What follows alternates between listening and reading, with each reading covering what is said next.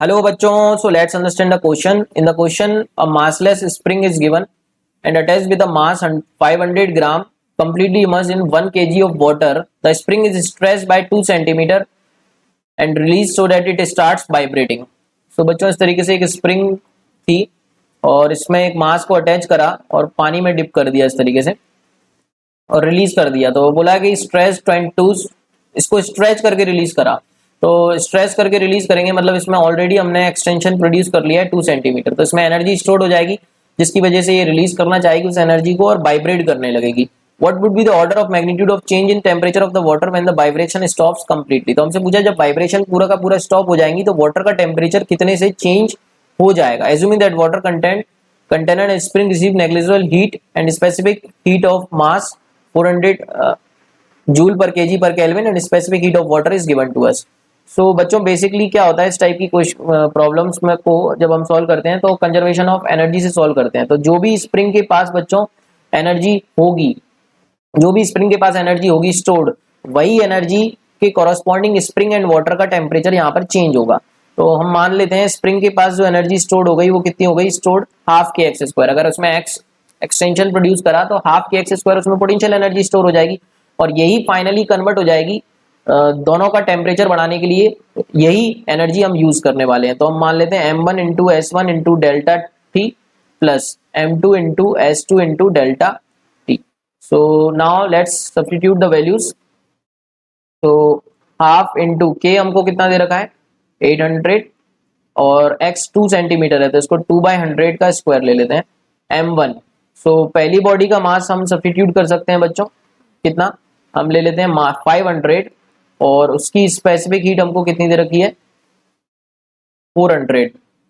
तो 400 into delta theta निकालना है हमको, डेल्टा टी निकालना है m2। पानी के लिए हमको कितना दे रखा है 1 kg of water, that is इसको 1000 से डिवाइड कर लेते हैं यहाँ पे क्योंकि सीजे एसआई यूनिट में कन्वर्ट करना है केजी में। तो ये 1 इंटू एस हमारा कितना ले सकते हैं पानी का 4184 इंटू डेल्टा टी। तो यहाँ से बच्चों हमारा ये सॉल्व हो जाएगा। तो ये इसको लिख सकते हैं 400 इंटू 4/10 की पावर 4 और यहाँ से 0 0 0 0 कैंसिल हो गई तो इसको लिख सकते हैं 2000/10 डेल्टा टी प्लस इसको लिख सकते हैं 4184 इंटू डेल्टा टी। तो ये 0 0 कैंसिल हो जाएगा बच्चों। तो ये हो जाएगा डेल्टा टी इंटू 4184 प्लस 200 और यहाँ पर ये 2 0 इसके 10 की पावर 4 को कट कर देंगे तो यहाँ 10 की पावर 2 बचेगा। तो इसको लिख सकते हैं 16/100 बच्चों। नेक्स्ट स्लाइड पर इसको सॉल्व कर लिया जाए। तो ये हो जाएगा बच्चों 16/100 इक्वल्स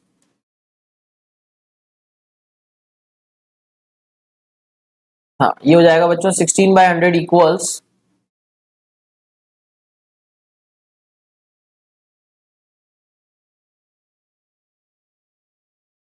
200 इंटू डेल्टा टी।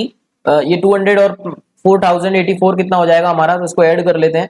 तो ये हो जाएगा 4384 4384 ये हो गया। सो और इसमें 16 इंटू डेल्टा टी भी है यहाँ पे इंटू डेल्टा टी। सो यहाँ से बच्चों हमारा डेल्टा टी कितना आ जाएगा, इसको सॉल्व करेंगे तो ये वैल्यू निकल कर आ रही है हमारी delta T that is close to 3.65 into 10 की पावर -5 3.65 इंटू 10 की पावर -5। तो ऑर्डर हमसे पूछा है तो हम देख सकते हैं ऑर्डर यहाँ पर ऑर्डर के लिए हम कितना बोल सकते हैं 3.65 इंटू 10 की पावर -5 है तो -5 इज द ऑर्डर। तो फोर्थ ऑप्शन में दे रखा है हमको 10 की power -5। I hope you understand the concept. Thank you so much and all the very best.